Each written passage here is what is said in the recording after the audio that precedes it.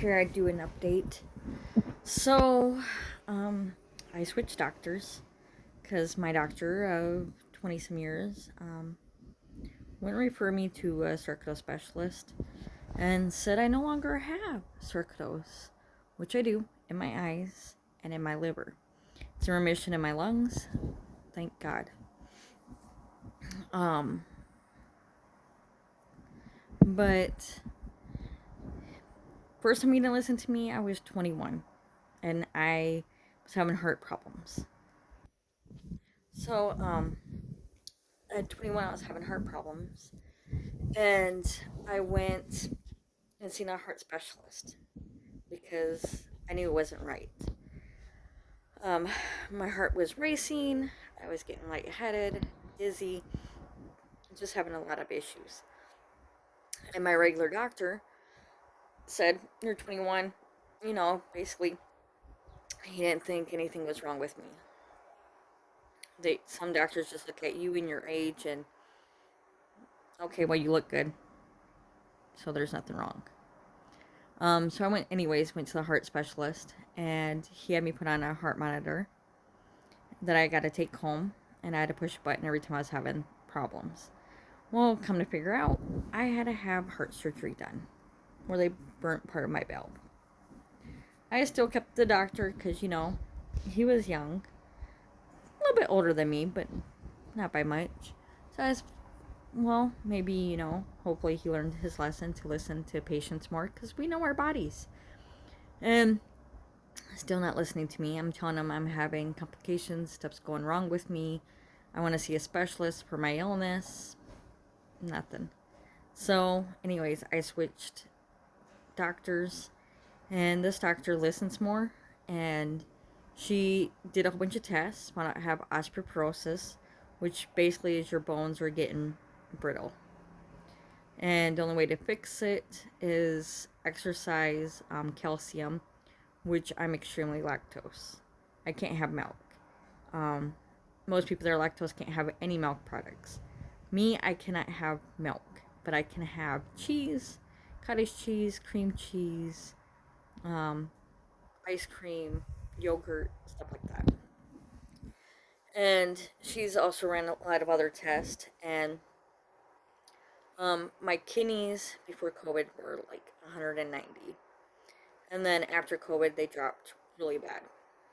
I got them back up to 90.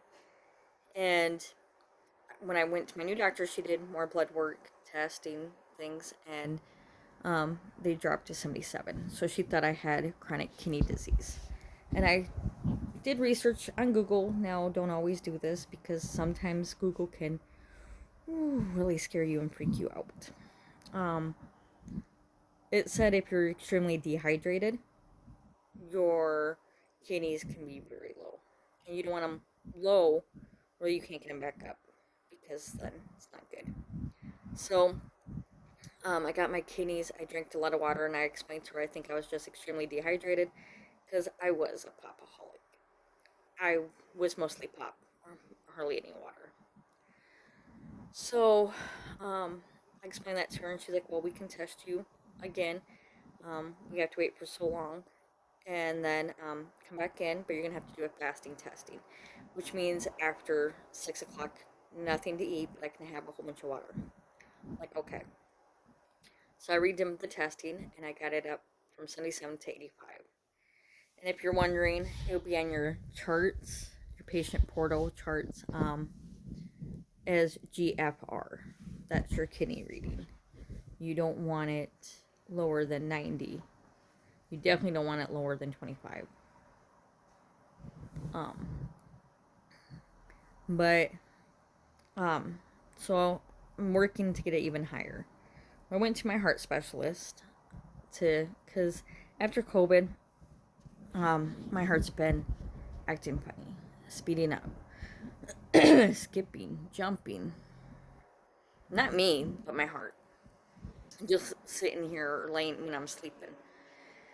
And so when I was there, it was even acting up. So, I don't remember the exact medical term, I will probably add it to this video. Um, but I can't even pronounce the word, so not gonna even try. But it's basically when your heart speeds up and skips and does what my heart's been doing. That's usually a symptom of sarcoidosis in your heart. Very scary. So he wants to, at the beginning of next month, to do an MRI to see. And if so, we'll be put back on prednisone. Very scary.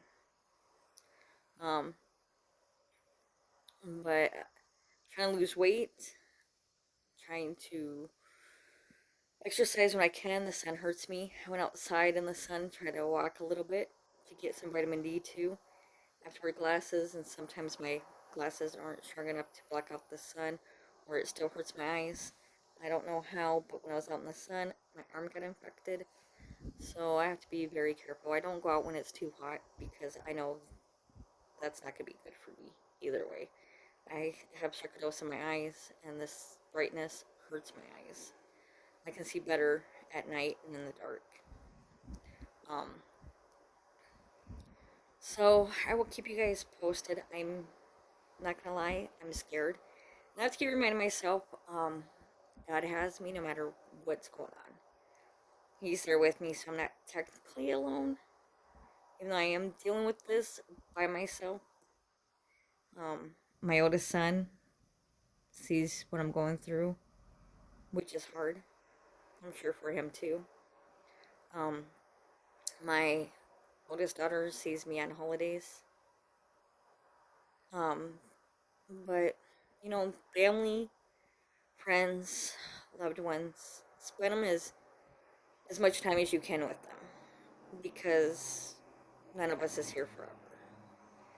And when we can either let fear take over and give in to our diagnosis, or we can fight like hell and do what we can, exercising, eating healthy, watching our salt intake, our sugar intake, no processed foods, and eating only fresh vegetables and um, fruits and meat. As long as we're doing what we can do, then the rest is in God's hands. And I'm trying to do the best I can to be here as long as I can. And I am scared because anything has to do with your heart, it is scary. And I already have a bad heart. So I'm hoping it's just that and not sarcoidosis.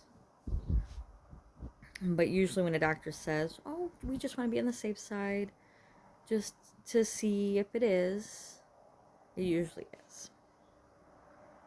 I learned that when I had my liver biopsy, my lung biopsy. So, y'all are in my prayers. Lupus and sarcoidosis, it's a scary disease. And I'm sorry that any of us are dealing with it. But, just pray to God. And we're all in His hands. Much love, you guys.